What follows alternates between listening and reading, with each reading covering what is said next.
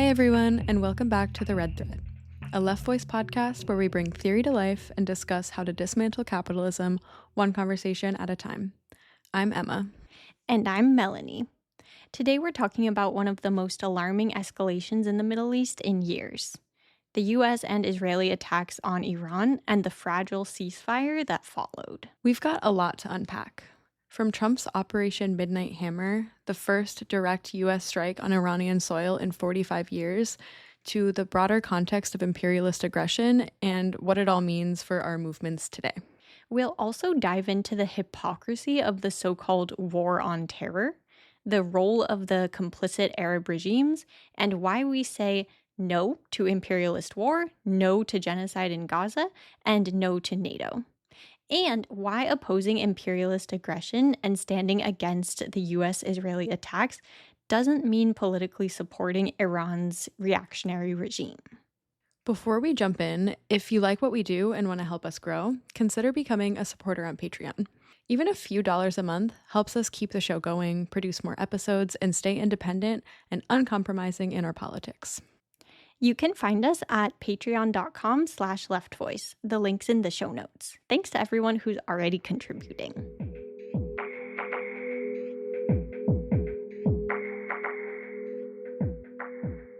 Let's start with the timeline.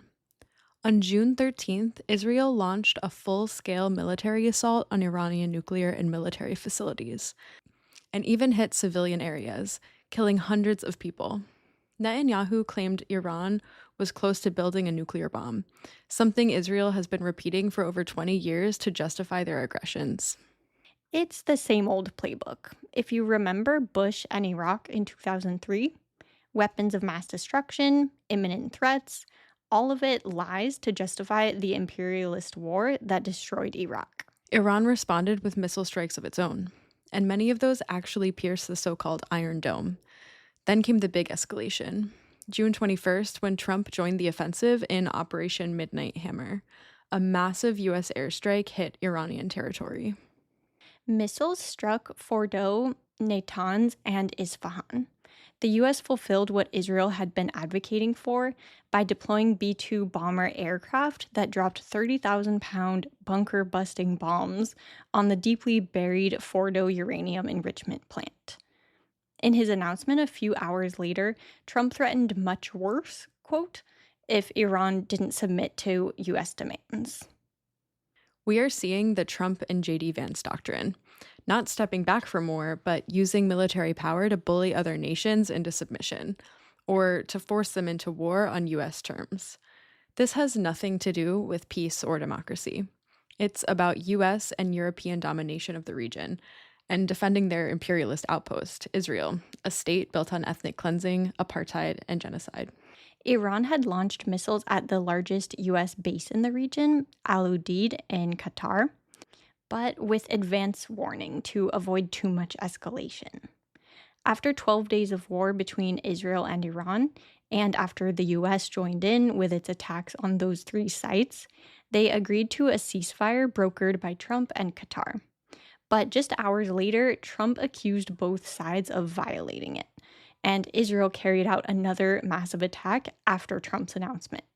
As of now, though, the ceasefire is holding. Both sides are claiming victory. Israel and the U.S. say they obliterated Iran's nuclear program.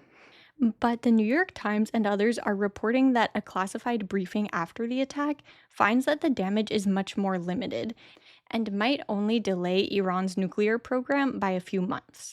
Trump did not like that this information got leaked. Iran, for its part, claims it successfully defended itself against two major powers, and that it was only because of U.S. pressure that Israel found a way out of what was becoming a drawn-out, risky confrontation, which could have also sparked a regional war. Khamenei also claimed that in the end, the U.S. didn't really accomplish anything in its attacks. Still, this conflict showed how isolated Iran really is. China and Russia didn't take any active role in its defense, and even the so-called axis of resistance, groups like Hezbollah, didn't respond. Partly because Israel has now killed off so much of their leaderships, but also, according to some analysts, because of Iran's lack of support when those groups were the ones under attack. So, what's the logic here? Why is this happening now? Netanyahu has several motives. One is regional dominance, which means stopping Iran's nuclear development. Another is domestic. He's in deep political crisis after 20 months of genocidal war in Gaza, with no decisive victory over Hamas and no full recovery of hostages. Right. Israel has advanced in the destruction of Gaza, tightened the occupation in the West Bank, reduced the strength of the axis of resistance, and expanded land occupation in Syria. They are confusing military achievements with political and strategic victories. For many, Israel is losing support internationally. Especially in the US, Zionism has lost a lot of ground, including among the Jewish community. And for the US, it's about maintaining imperialist hegemony. Trump ran on ending forever wars, but here he is, escalating one. And it's causing divisions within the MAGA base and leaders in the Republican Party. Yep. One thing to keep in mind is that US support for Israel's aggression and economic warfare via sanctions have been constant features of imperialism for at least the last few decades, among both parties, of course. In 2018, during his first term, Trump tore up the nuclear deal that Obama had made with Iran and tightened sanctions, which have caused massive economic crises for the Iranian people for years. In 2020, the US assassinated Iranian General Qasem Soleimani in Iraq. When Trump took office again 6 months ago, he resumed negotiations with Iran. These had stalled due to Iran's refusal to accept a US ultimatum to abandon all uranium enrichment activity, whether it's bomb grade or not. These negotiations were finally broken off with Israel's attack on June 13th.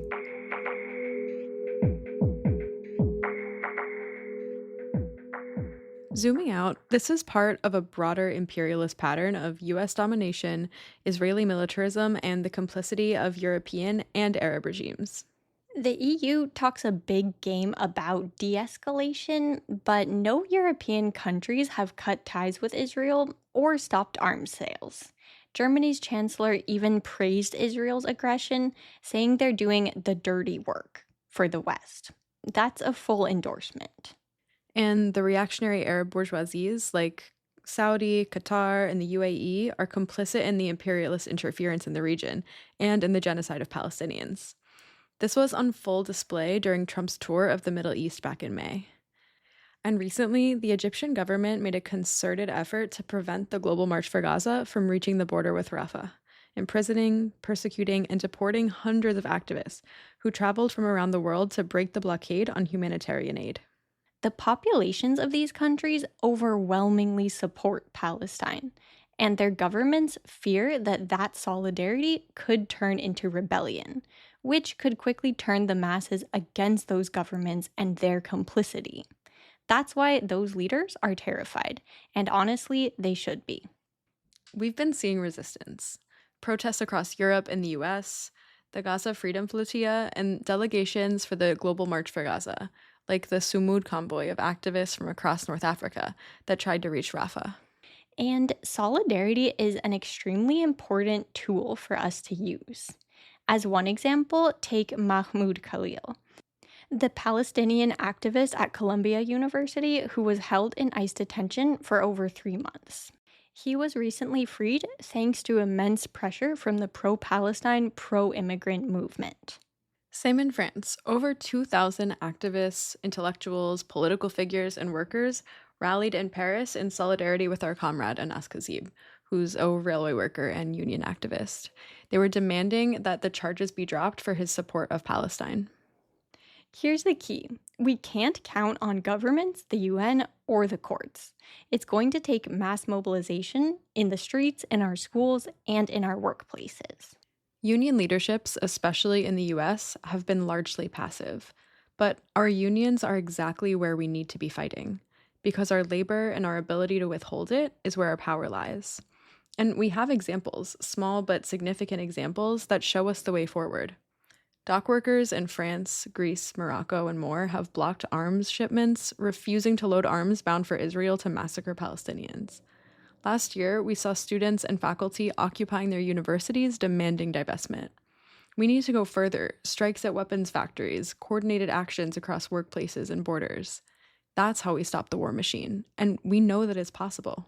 One important question that comes up in this discussion is this. If we completely oppose the United States regime and all forms of imperialist violence that it carries out all over the world, does that mean politically supporting the Iranian regime? And for us, the answer is absolutely not. Iran's government is brutal and repressive. It's a reactionary regime that crushes dissent, tortures prisoners, and has killed protesters. Think of the woman life freedom protests that were sparked after Mahsa Jina Amini's murder, or the strikes by oil and gas workers, or political prisoners on death row. But let's be clear. Neither the US nor Israel have the right to decide who gets nuclear programs, especially using sanctions and bombs. The hypocrisy is staggering. Israel is a nuclear power that's actively committing genocide and bombing Syria, Lebanon, and now Iran. And the claim that this is about democracy is laughable. Imperialist interference has never brought liberation.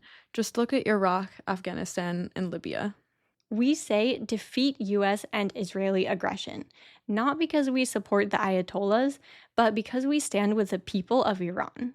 Many voices opposed to the regime, including political prisoners facing the death penalty, have condemned the attacks by the US and Israel against Iran, pointing out that the Iranian people will not get anything progressive from imperialist bombs. Back in 1979, Iran had a revolution that overthrew the US backed Shah that had been forced upon them 25 years previously. In the heat of this struggle, Iranian workers across various industries formed self organized groups called shuras, basically workers' councils, that fought to take over their factories from the bosses and nationalize industries. The strikes organized by the shuras, especially in the oil industry, were key to the success of the revolution. The bloody counter-revolution led by Ayatollah Khomeini, whose return to Iran was facilitated by the imperialist powers, ultimately broke down the shuras, which could have become powerful enough to advance this revolution into a fully socialist one. While we can't dive into all this history in this episode, we'll put a link in the show notes to an article about this process by our comrade Mariam Alanis.